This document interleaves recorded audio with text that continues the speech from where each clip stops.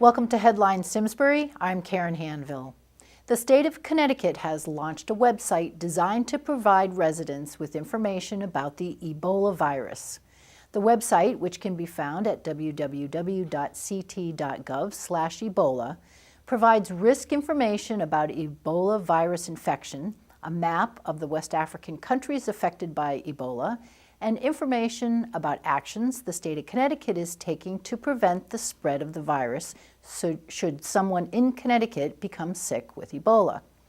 The site provides links to additional resources and information from the CDC and other partners.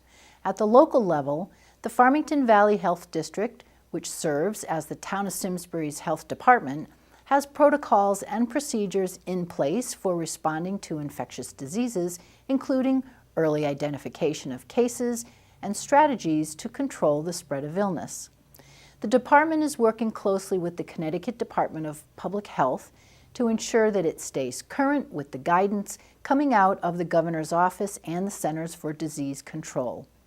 Health district officials have met with Town of Simsbury police, fire, and ambulance personnel to review safety protocols and to ensure that emergency personnel have the equipment and training they need to respond in the event of an Ebola case in Simsbury. Town and Board of Education officials are also being kept informed of the status of the virus. Some important everyday protections that can keep you and loved ones protected from all infectious diseases are to stay at home when you are sick to prevent the spread of your illness to coworkers, teachers, and classmates. Get a flu shot. The flu kills thousands of people a year and contributes to significant sick time away from school or work. Wash your hands regularly with warm water and soap, and reinforce this practice with your children. When you do cough or sneeze, cough into your elbow, use a tissue, and immediately wash your hands. Avoid contact with someone else's bodily fluids, including blood, vomit, and urine. In addition to the state website, residents with questions about Ebola or other infectious diseases can contact the Farmington Valley Health District at 860-352-2333 for the most current information. State Representative John Hampton condemns Connecticut Light and Power's recent decision to increase rates for residential customers by 26%. Effective January 1, 2015, standard service customers will be paying 12.45 cents per kilowatt hour, up from 9.96 cents. Hampton recently remarked, quote, "This dramatic rate increase is unconscionable. Electric rates are already high enough, hardworking families struggling to keep food on the table, and seniors living on a fixed income are going to get hit the hardest. I'm extremely disappointed to see CLMP rank profit over people," unquote. For typical customers using 700 kilowatt hours, the rate increase will raise monthly bills by more than $18. In addition, CLMP is also reviewing raising distribution rates, which is predicted to go into effect sometime next year, increasing electric bills by an additional $10 a month. Hampton said, after such a large rate increase, how can CLMP even consider implementing additional hikes? He is calling on CLMP to halt plans for increasing distribution rates, commenting, "Enough is enough." The Capital Region Council of Governments is pleased to announce that on November 13th, Lyle Ray was welcomed as a member of the National Academy of Public Administration, NAPA, in Washington, D.C. NAPA is chartered by Congress and is made up of 800 elected fellows. The Academy works on important public sector topics and provides reports to Congress and the administration. Dr. Ray is one of 2 Metropolitan Regional Council executive directors in NAPA. His work on metropolitan regional issues, outcomes and performance measurement, and public service reform were several of the areas in his nomination. His most recent publication was co-authored with Connecticut Representative Jason Rojas on metropolitan Hartford issues, and it's part of the edited book, Confronting Urban Legacy, the Transformation and Renewal of Hartford. Mary Glassman, chair of the Capital Region Council of Governments, said, quote, "This is a wonderful honor for Lyle, who is a leader in getting towns and cities to work together on important issues such as transportation, housing, and land use planning. This is also a wonderful opportunity for Lyle to share innovative ideas and programs to create regional efficiencies to the 38 member towns that make up the Capital Region Council of Governments to increase efficiencies." The Capital Region Council of Governments is made up of 38 cities and towns in north central Connecticut and serves 975,000 people. The CROG website is www.crcog.org and the NAPA website is napa.org. The Arc of Connecticut organization has honored State Representative John Hampton, who was joined by Senator Beth Bayh and Representative Jay Case in being recognized for their efforts to champion the many issues faced by individuals with intellectual and developmental disabilities. The award ceremony was held on Wednesday, November 12th in Wallingford.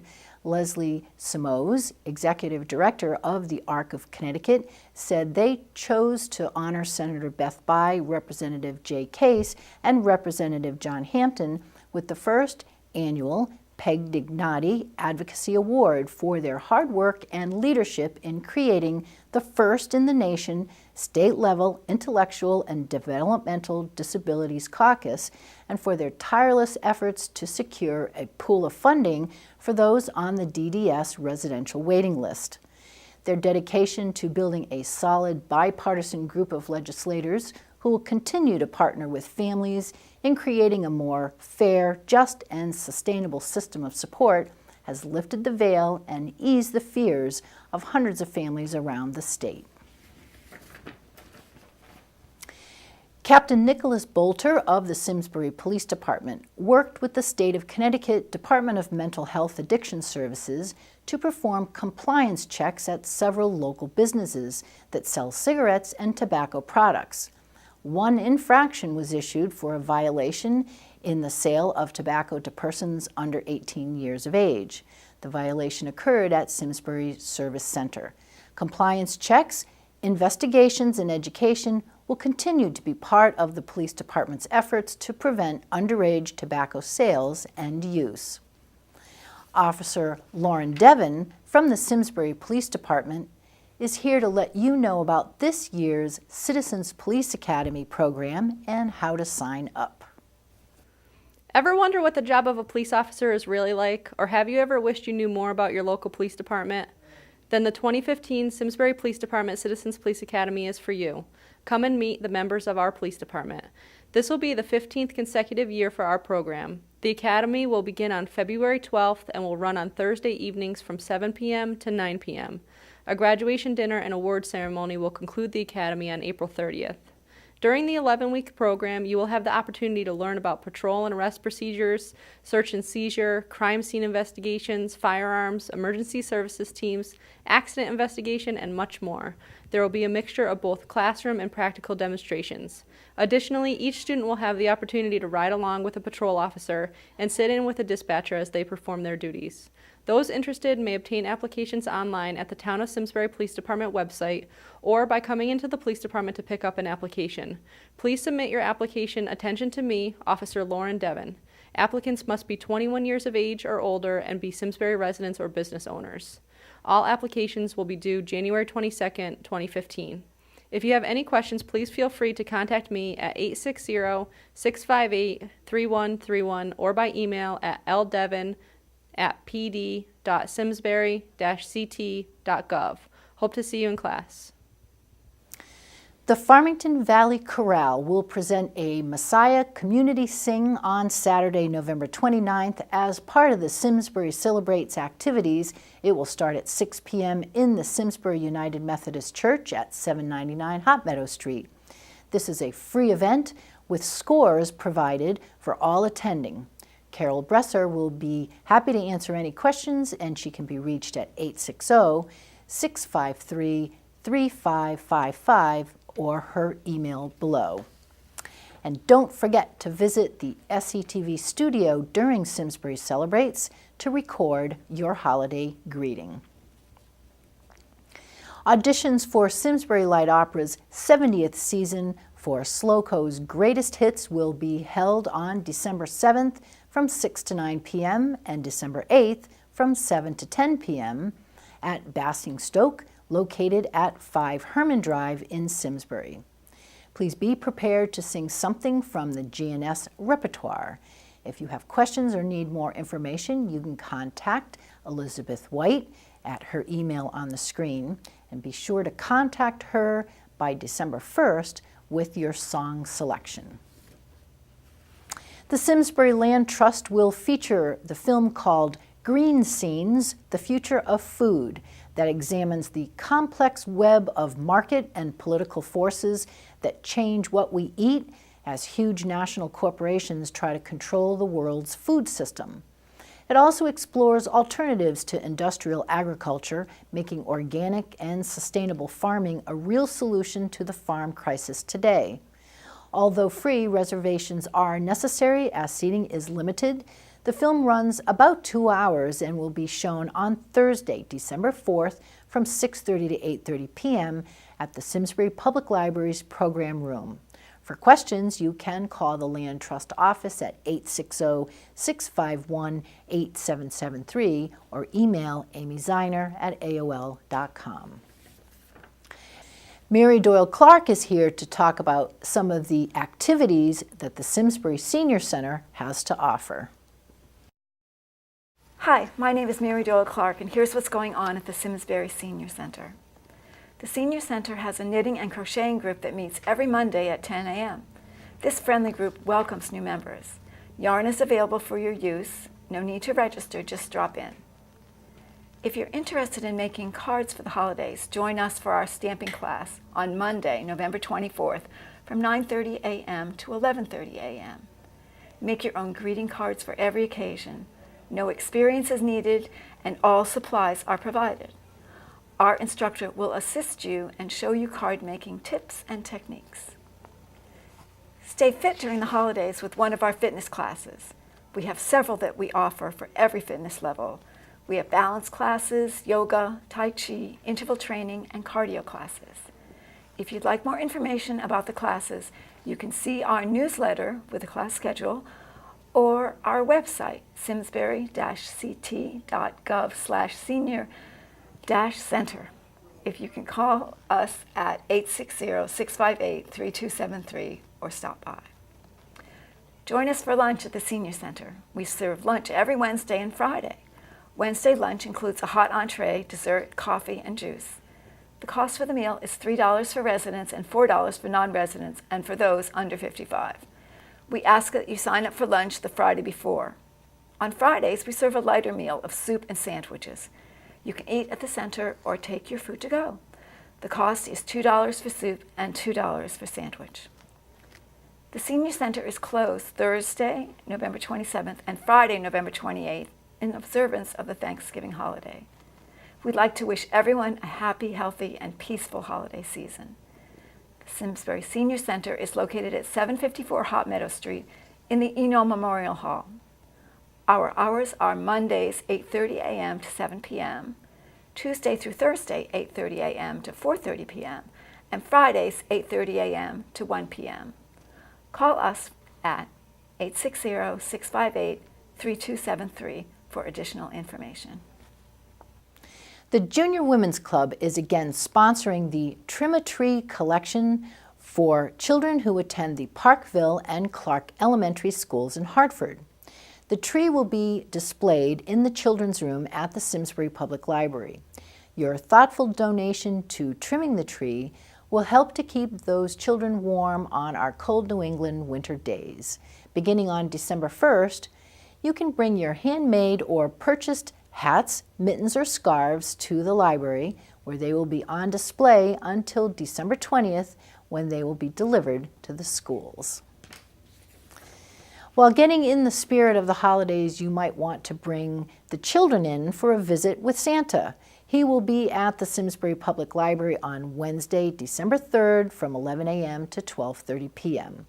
Reservations are not necessary. You can just drop in. And this event is sponsored by the Junior Women's Club. Elaine Lang from the Simsbury Historical Society joins us with some historical nuggets and other shopping ideas. Hi, I'm Elaine Lang from the Simsbury Historical Society. In our archives and collections, we have a number of old account books which shed light on life in the 18th and 19th century here in Simsbury. Most entries are like ledgers and show us the work that was done. Some people had very heavy drinking habits, and also little margin accounts of daily life in Simsbury. This account, from the account book of John Case Jr., tells the story of an earthquake. On the 18th day of November, AD 1755, on Tuesday, about 5 or 6 of the clock in the morning, was a very remarkable earthquake, which seemed to begin with sound, much like the roaring of wind or distant thunder, and was followed with a great shaking, and the whole frame of nature seemed to tremble. Hopefully, this busy November finds all of you in a less earth-shaking mode, ready for Thanksgiving and the coming December rush. Holiday shopping is right around the corner, and we're kicking off the season in the Historical Society gift shop with a special holiday shopping event on Thursday, November 20th from 5 to 8 p.m. The store has a wonderful selection of history and Simsbury-themed items, as well as glassware, jewelry, cards, toys and games, books, and more. Any and all make wonderful gifts, and many of our new items for sale in the gift shop are creations of local artists. If you miss the special event, please stop by during regular museum hours, Thursday, Friday, and Saturday from noon to 4. Thanksgiving time also means Simsbury celebrates, and the Phelps Tavern Museum will be welcoming guests again this year. Stop by and say hello. On December 7th, the Simsbury Historical Society will proudly be participating in the Junior Women's Club's annual Luminary Night, which raises money for important town groups and celebrates the beauty and community spirit of Simsbury. Finally, December's approach means it's time for our annual fundraising appeal at the Historical Society. Our work is funded entirely by our members and donors. Do you enjoy the sight of the White Memorial Fountain welcoming you to Weetog? Treasure the timeless beauty of the museum greens surrounded by historic buildings? Have your children enjoyed one of our school programs?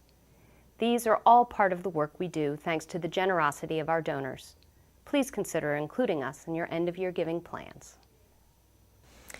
An easy, hassle-free way to get to the Big Apple is to sign up for the New York City bus trip that the Department of Continuing Education is offering on Wednesday, December 10th.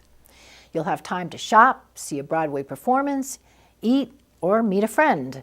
The bus departs from Iron Horse Boulevard at 7:30 a.m. and returns at approximately 8:30 p.m.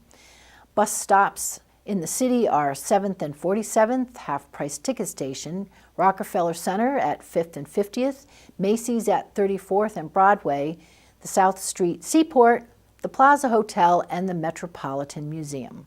For more information and to sign up, you can contact the Department of Continuing Education at 860-658-3870. Angie Bautista, Wreaths Across America Location Coordinator, is here to tell you about this year's Wreaths Across America ceremony on December 13th and how you can participate. Wreaths Across America will be celebrated for the 6th consecutive year on Saturday, December 13th in Simsbury Cemetery on Plank Hill Road. This national nonprofit event, founded in 2007 to continue and expand the annual wreath-laying ceremony at Arlington National Cemetery, has grown to include more than 1,000 volunteer groups in all 50 states, as well as veterans' cemeteries on foreign soil and other military memorials. The ceremony, hosted by the Abigail Phelps Chapter DAR, with participation from the American Legion and Veterans of Foreign War, will begin promptly at 12 noon, followed by cookie reception in the Simsbury Library, and all are welcome. Grave-specific as well as general wreath sponsorship for veterans can be made by contacting Angie Bautista, Bautista, at me.com for a form, or by mailing your check to P.O. Box 1, Simsbury, Connecticut 06070. If you would like to donate a photo, obituary, or holiday photo of a deceased veteran for our Simsbury Wreaths Across America scrapbook, please send it along as well. Copies only, as originals will not be returned. Wreath cost is $15 with $5 applied to local veterans' causes. Deadline to order is December 1st, as all wreaths are shipped from Maine directly to cemeteries nationwide. Thank you in advance for your support. The Farmington Valley Symphony Orchestra will perform Side by Side on Sunday, December 14th at 4 p.m. at Welt Hall at Central Connecticut State University on El Grasso Boulevard in New Britain. Enjoy the symphony along with the Farmington High School Orchestra as they perform selections from Humperdinck's Hansel and Gretel, Holsinger's Abram's Pursuit, Tchaikovsky's Nutcracker, and Dvorak's Symphony No. 5 in F major. For tickets and subscription information, you can visit their website at www.fvso.org, or you can call 800-975-FVSO. It's not too early to receive your free Braille calendars for 2015. The Community Outreach Office of the National Federation of the Blind offers these calendars every year, and you can get one of them by calling 860-289-1971. Are you a Simsbury resident with a story to tell, a pet peeve, a passionate cause, a favorite subject, or a hobby? Did you know that you could do your own show on Simsbury Community TV? It's easier than you think, and it's free. Give us a call or email us to learn more. In the meantime, take a look at some of the shows that our volunteers produce. They are on our website at simsburytv.org. You can also like us on Facebook. I hope you have kept up with all that is being discussed at the many board and commission meetings that take place in town. If you can't manage to go to all the meetings, remember that you can watch them on our website, simsburytv.org. Our volunteers are at many of the commission meetings bringing Simsbury residents information that keeps you informed. To continue this, we also need your donations to help us improve and maintain the audio and video equipment used to bring you these meetings. Please consider a donation to SCTV in any amount that is comfortable for your household. It is a tax-deductible donation. Checks can be sent to Simsbury Community Television at Post Office Box 767, Simsbury, Connecticut 06070. And that's it for this week. Thank you for joining us. I'm Karen Handville, and we are SCTV, your town, your schools, your government.